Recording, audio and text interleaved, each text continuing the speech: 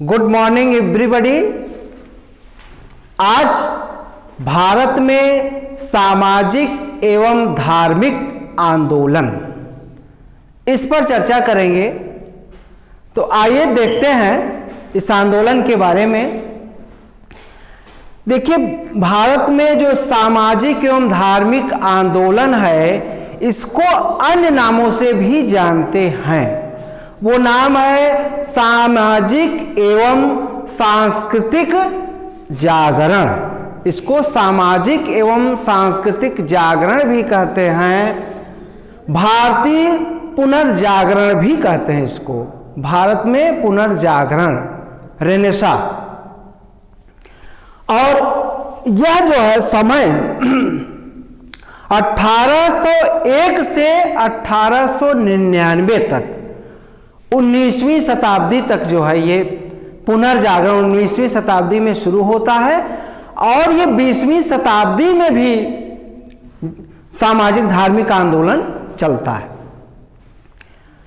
ये जो पहला आंदोलन था 19वीं शताब्दी का आंदोलन, यह जो है आंदोलन नारी उद्धार पर था। उस समय जो नारी की दशा थी, स्त्रियों की जो दशा थी, वह बहुत ही दयनीय थी। वह बहुत ही दयनीय थी। इसीलिए जो सुधार आंदोलन आया, वह आया नारियों पर। और जो 20वीं शताब्दी थी, उसमें जो आंदोलन आया, वह शेड्यूल्ड ट्राइब पर आया, जो दबी कुचली जातियां थी, जिनको बहुत ज़्यादा प्रताड़ित किया गया था। तो वो आंदोलन उन पर आया 20वीं शताब्दी में। और जो इसमें समाज सुधारक हुए, वो बहुत ही ज़्यादा काम किए।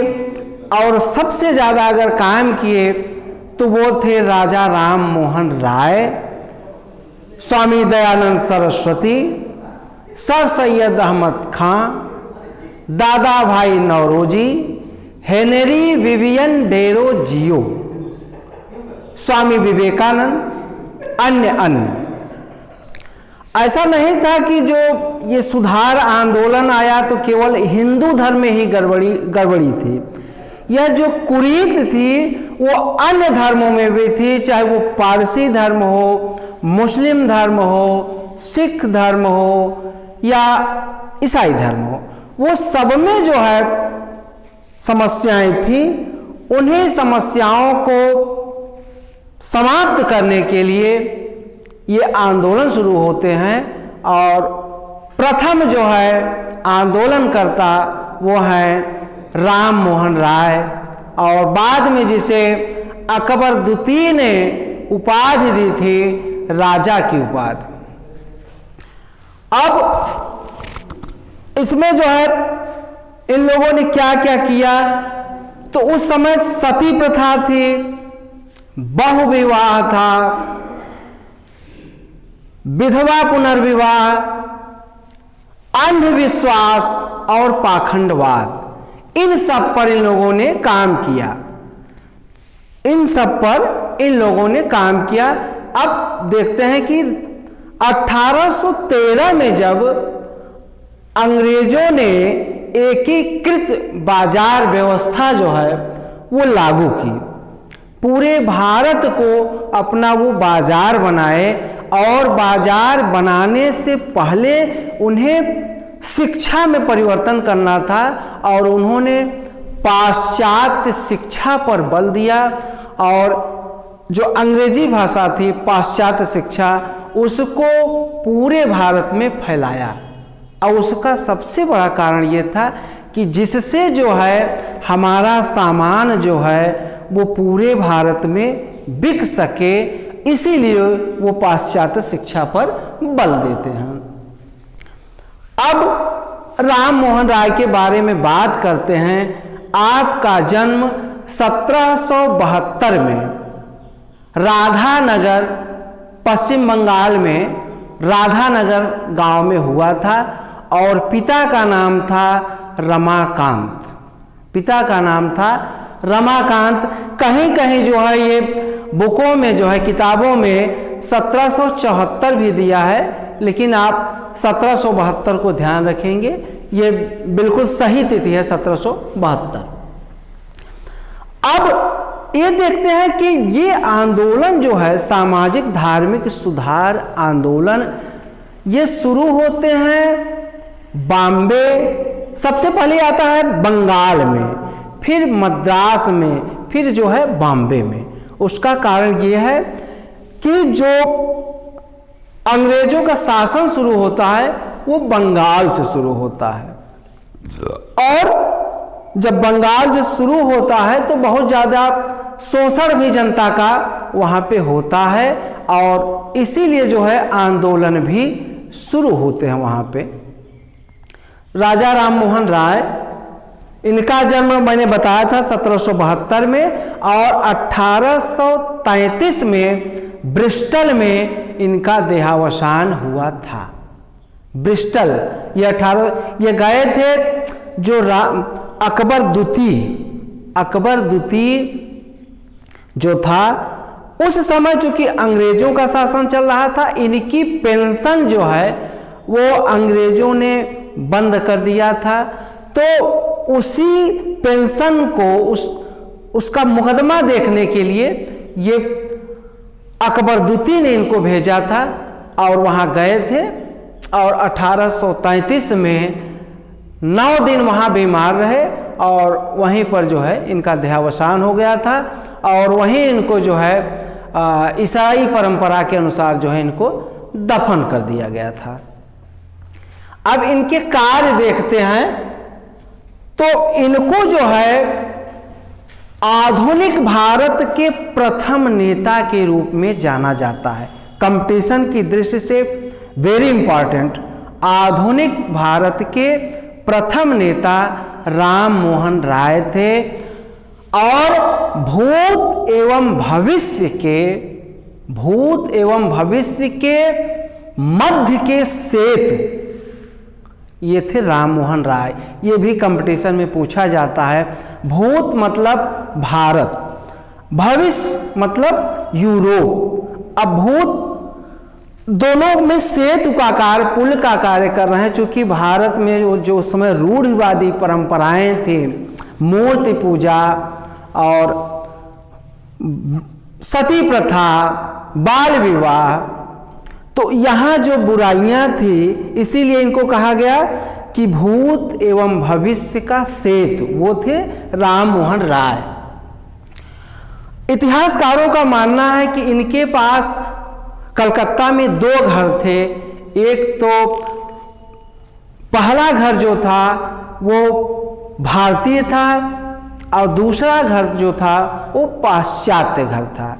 तो भारतीय घर का मतलब ये हुआ कि जो भारतीय समाज में जो कुछ भी अच्छाइयाँ थी, वो उससे संबंधित जो है वो सारे मटेरियल जो है वो भारतीय घर में उनके रखे गए थे। और जो पाश्चात्य घर था, वो जो यूरोप की जो अच्छी बातें थी, जो अच्छाइयाँ थी, वो उनके यूरोप वाले घर में, पाश्चात्य वाले घर में मिलती थी। इसीलिए इनको जो है कहा जाता था कि इनके पास 2 घर थे। और आगे देखते हैं कि इनको जो है भारतीय पुनर्जागरण का जनक भी कहा जाता है। भारतीय पुनर्जागरण का जनक, और इनको जो है भारतीय पत्रकारिता का भी जनक कहा जाता है। इनको भारतीय पत्रकारिता का भी जनक कहा जाता है। इनको जब भारतीय पत्रकारिता का जनक कहा गया तो उसके पीछे कारण था, इन्होंने बहुत सारे पेपर, पत्र, पत्रिकाएं और पुस्तकें इन्होंने लिखी। और ये जान लीजिए कि दर्जनों भाषाओं को इनको ज्ञान था। इंग्लिश, हिंदी, उर्दू, अरबी, फारसी, फ्रेंच, संस्कृत, बंगाली, अन्य भाषाओं, लगभग दर्जन भाषाओं का इनको ज्ञान था। एक बात और ध्यान दे देंगे, ये वास्तव में तो ये ब्राह्मण कुल में जन्मे थे, लेकिन सबसे पहला विरोध इन्होंने भारतीय कुरीतियों का किया। और जब ये विरोध कर रहे थे तो उस समय विरोध करना कठिन सरल नहीं था, बहुत सारे लोग इनके खिलाफ खड़े हो गए थे। इनका जो अखबार था उसको देख लें, संवाद कौमुदी जो था वो बंगाली में पेपर छपता था, और मिरातुल अखबार ये फारसी में छपता था। मिरातुल अखबार फारसी में छपता था। ब्रह्मनिकल ये मैगजीन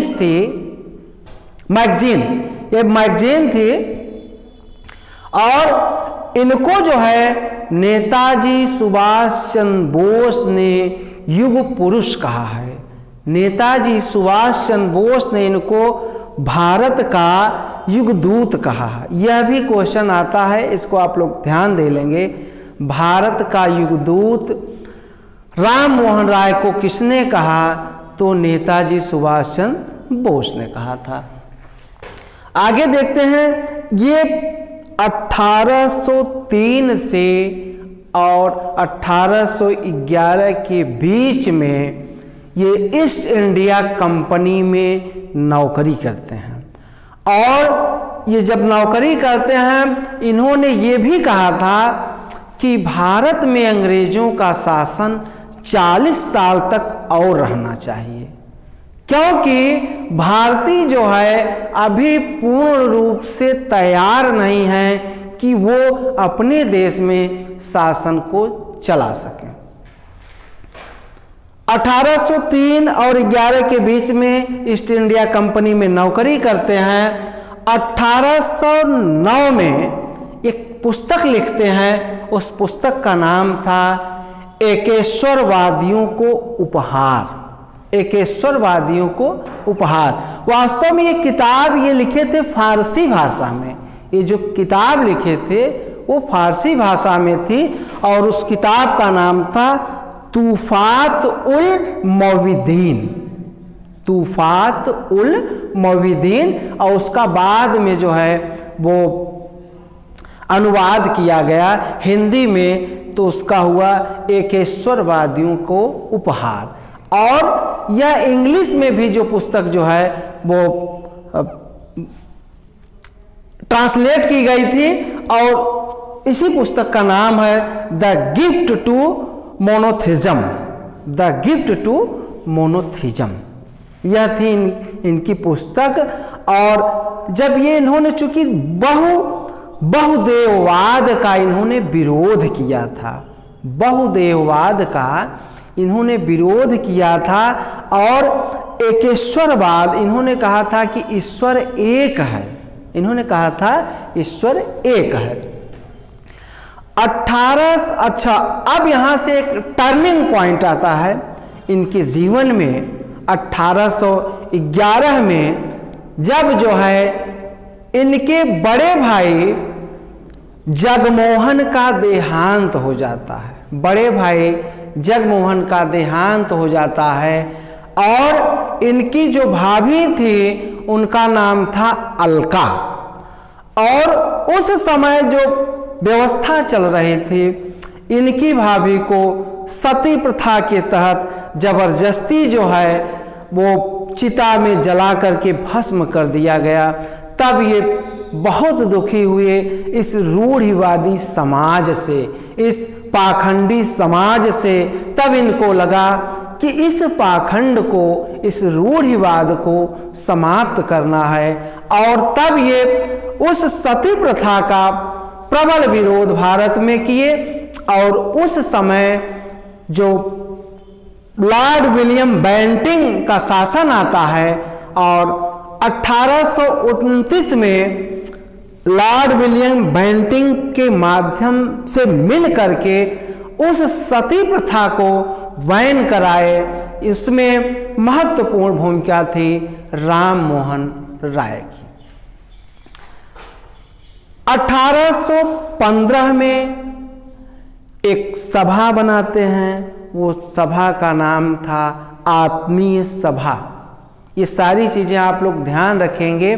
एक बार आप लोग इसका स्क्रीनशॉट ले लें, मैं हट जा रहा हूं क्योंकि ये कंपटीशन की दृष्टि से बहुत ही महत्वपूर्ण है। और आत्मीय सभा का उद्देश्य था एकेश्वरवाद, ईश्वर एक है, इसी को जो है इनको बताना था। इसीलिए 1815 में आत्मीय सभा की स्थापना करते हैं। 1816 में वेदांत सोसाइटी की स्थापना करते हैं। 1816 में वेदांत सोसाइटी की स्थापना करते हैं और 1817 में एक घड़ी साज था, घड़ी बनाता था, उसका नाम था डेविड हेयर। डेविड हेयर के साथ मिल करके 1817 में जो है वो हिंदू कॉलेज की स्थापना करते हैं।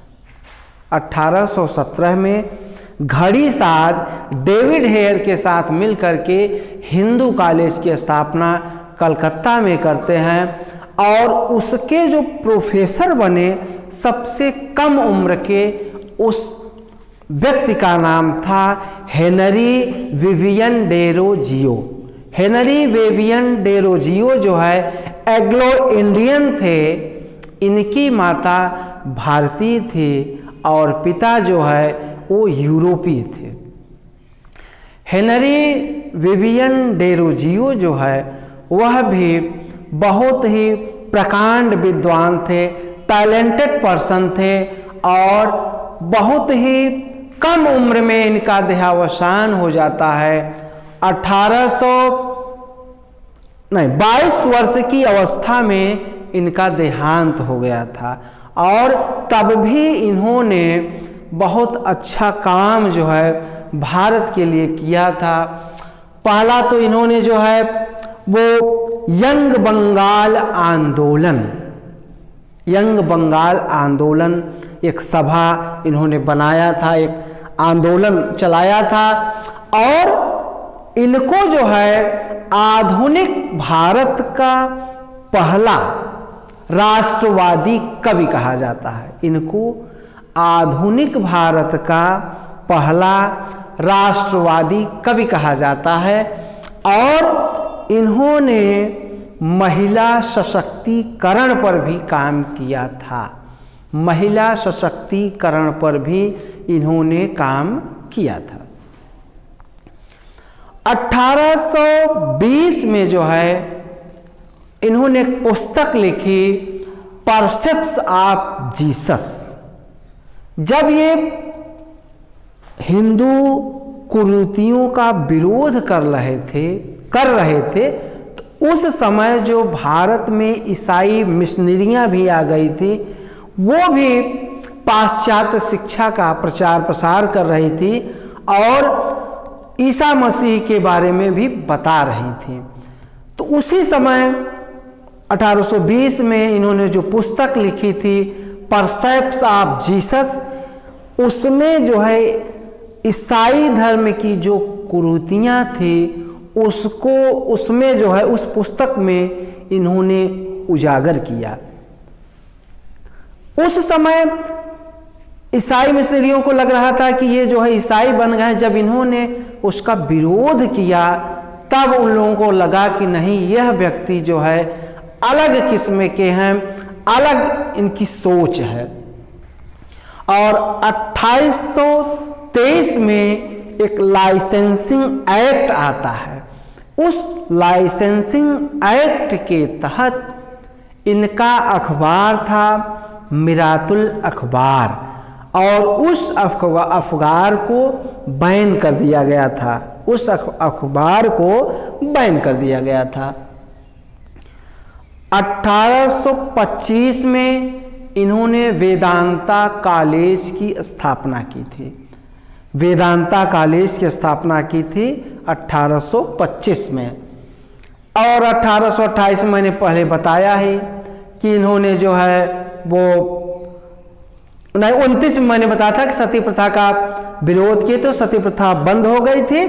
और 1828 में ब्रह्म समाज की स्थापना, चाहे ब्रह्म सभा कह लीजिए आप इसको, कहीं कहीं ब्रह्म सभा दिया जा रहता है, तो 1828 में ब्रह्म सभा की स्थापना करते हैं। और जब ये ब्रह्म सभा की स्थापना करते हैं तो इनका उद्देश्य क्या था ब्रह्म सभा स्थापित करने का? तो इनका उद्देश्य था कि जो भारतीय धर्म है, जो हिंदू धर्म है, उसको स्वच्छ बनाना। उसको क्या बनाना था?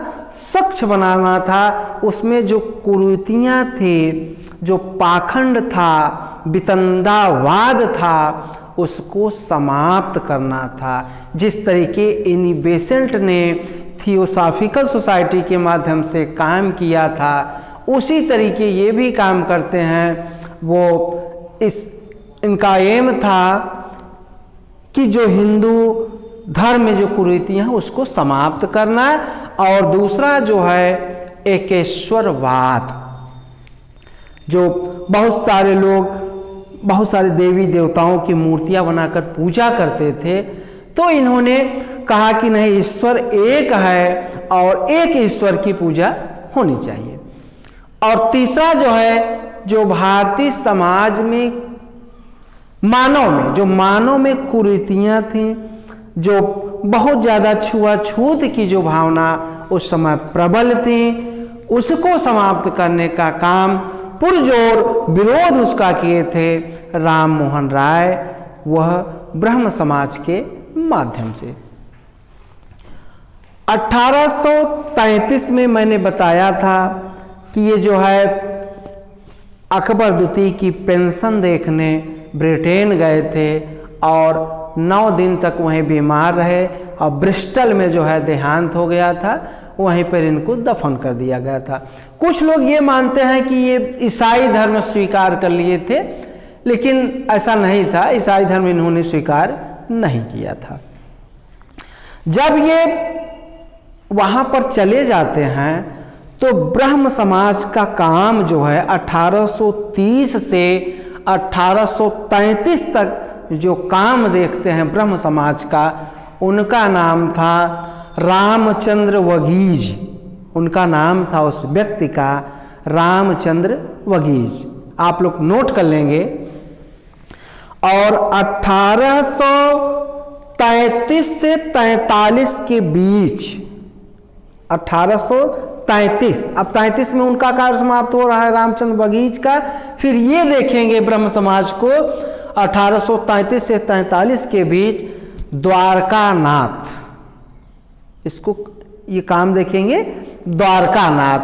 और द्वारकानाथ जो है वो एक व्यक्ति को और जो है इससे जोड़ते हैं ब्रह्म समाज से, वो थे देवेंद्रनाथ टैगोर।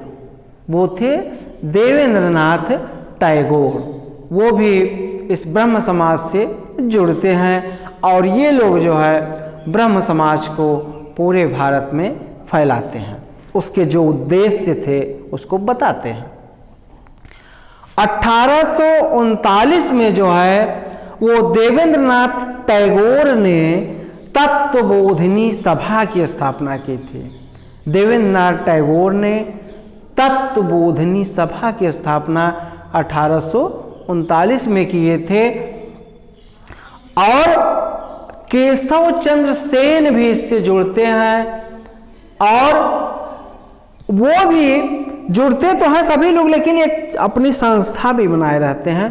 केशव चंद्र सेन ने जो संस्था बनाई थी उसका नाम था वेद समाज, उसका नाम था वेद समाज। फिर इसी में और आगे लोग जुड़ते हैं।